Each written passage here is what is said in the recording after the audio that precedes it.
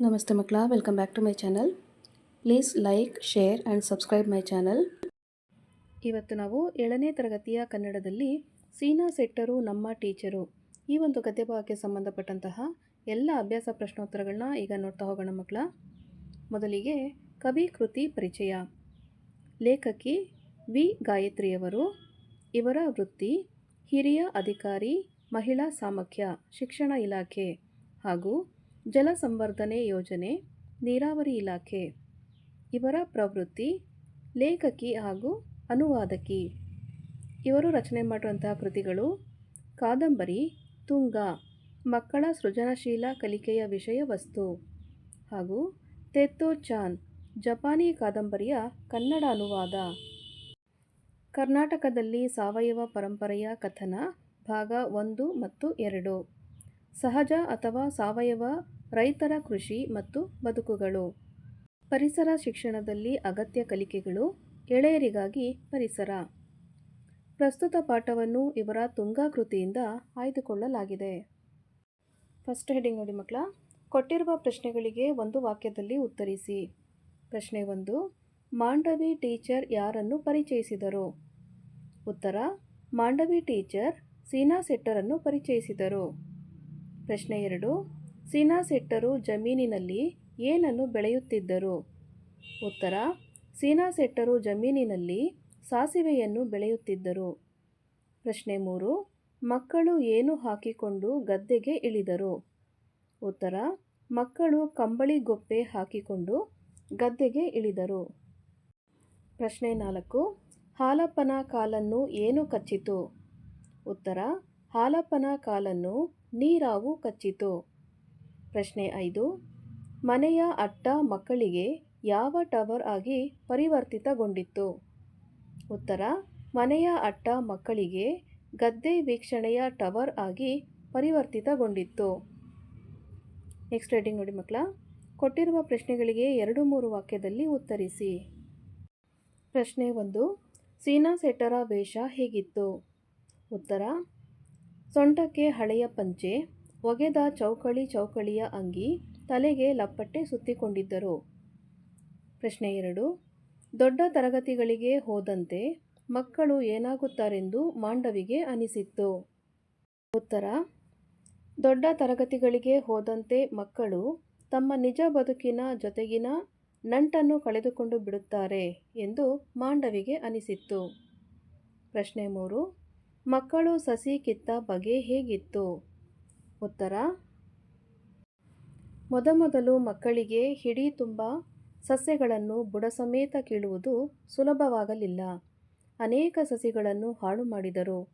10 ಬಾರಿ ಕಿತ್ತು ಪ್ರಯತ್ನಿಸಿ ಆನಂತರ ಅವರಿಗೆ ಕೀಳುವುದು ಅಭ್ಯಾಸವಾಗಿ ವೇಗವು ಹಿಡಿಯಿತು. ಪ್ರಶ್ನೆ 4 ನೋಡಿ. ಹಾಲಪ್ಪನಿಗೆ ಹಾವು ಕಚ್ಚಿದಾಗ ಸೀನಾ ಸೆಟ್ಟರು ಏನು ಹೇಳಿದರು?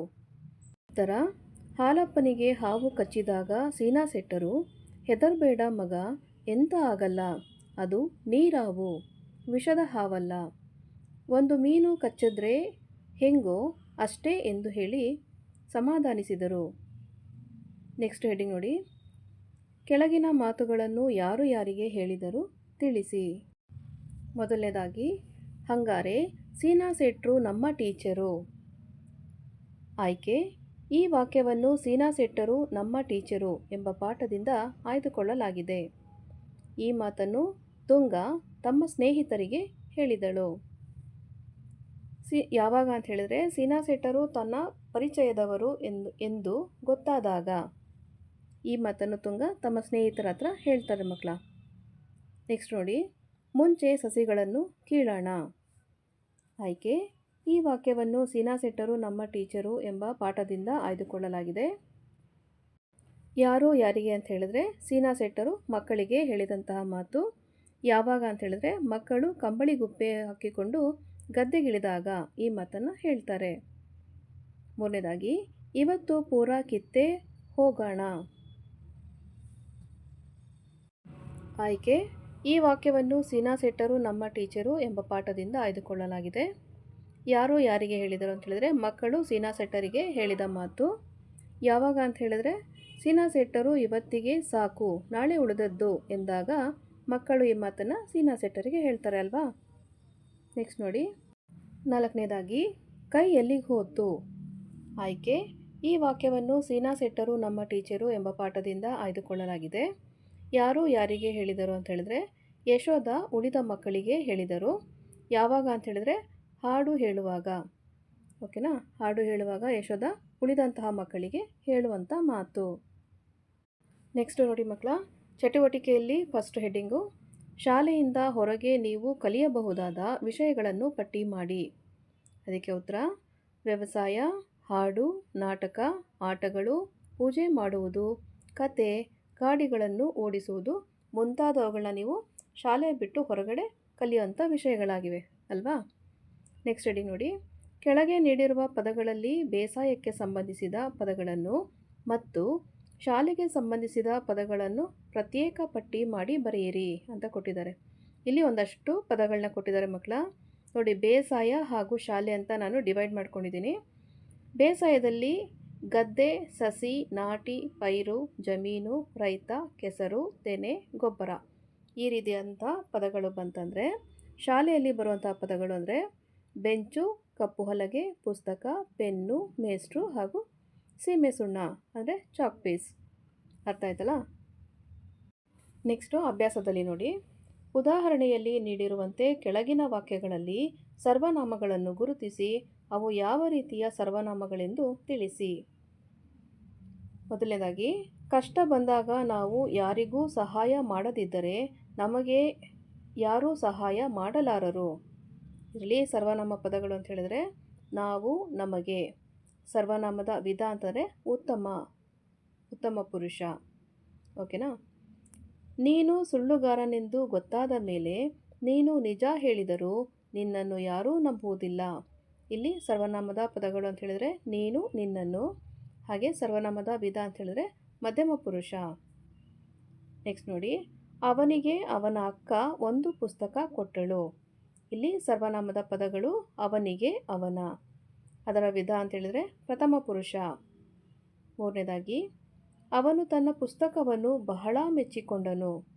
ಸರ್ವನಾಮದ ಪದ ಅಂತ ಹೇಳಿದ್ರೆ ತನ್ನ. ಅದರ ವಿಧ ಅಂತ ಹೇಳಿದ್ರೆ ಆತ್ಮಾರ್ಥಕ. ನೆಕ್ಸ್ಟು 4ನೇದಾಗಿ, ನಮ್ಮ ನಮ್ಮ ಕೆಲಸಗಳನ್ನು ನಾವೇ ಮಾಡಿಕೊಳ್ಳಬೇಕು. ಇಲ್ಲಿ ಸರ್ವನಾಮದ ಪದಗಳು ನಮ್ಮ ಹಾಗೂ ನಾವೇ. ಅದರ ವಿಧ ಅಂತ ಹೇಳಿದ್ರೆ ಉತ್ತಮ ಪುರುಷ.